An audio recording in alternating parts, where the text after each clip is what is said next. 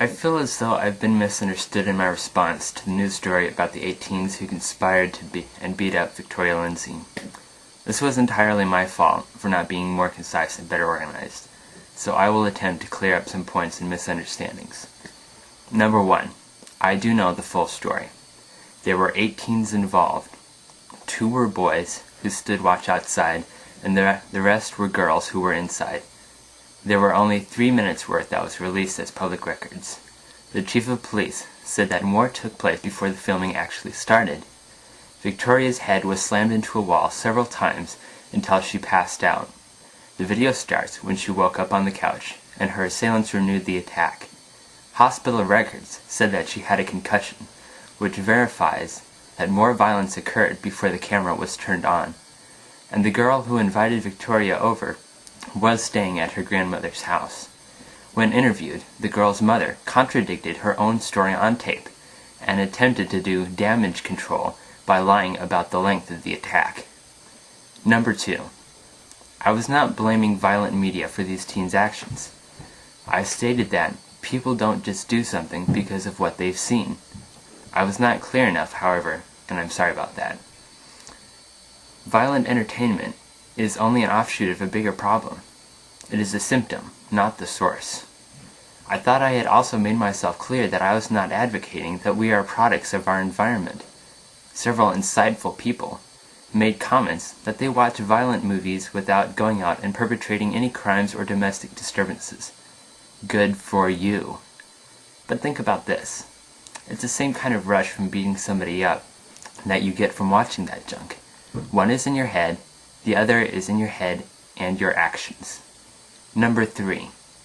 Some of you didn't finish my video. That's okay. I was bored to tears myself after watching it again. But my comments at the beginning about parents not being there refer to parental presence during the teens' growing up years. If teens don't find attention from their parents, they'll find it somewhere else. In other words, YouTube or MySpace. These teens need to and will take responsibility for what they did. But there was obviously a lack of discipline in their lives. Otherwise, by the time they were old enough to take charge of their own decisions, they would have been able to self-discipline. It's about patterns, people. Patterns. The more structure and training there is, the more kids will pick it up by themselves even though they hate it at first or rebel against it. The more they understand the reasons behind certain guidelines, the more they will be able to think out actions and consequences on their own. It's as simple as that. You know why an increasing number of teens carry STD and AIDS?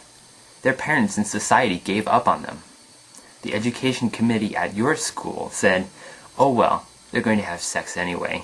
We might as well try to make sure that they're as protected as possible. Abstinence is a completely unknown concept. A virgin is ridiculed and harassed. Just watch. Those of you who watch this video this far will post back a comment cussing me out about how unrealistic I am and how I'm such a prude. It just proves my point. Abstinence is possible, and it is the only way outside of sexual abuse to guard against STD and AIDS. You know why teens drink?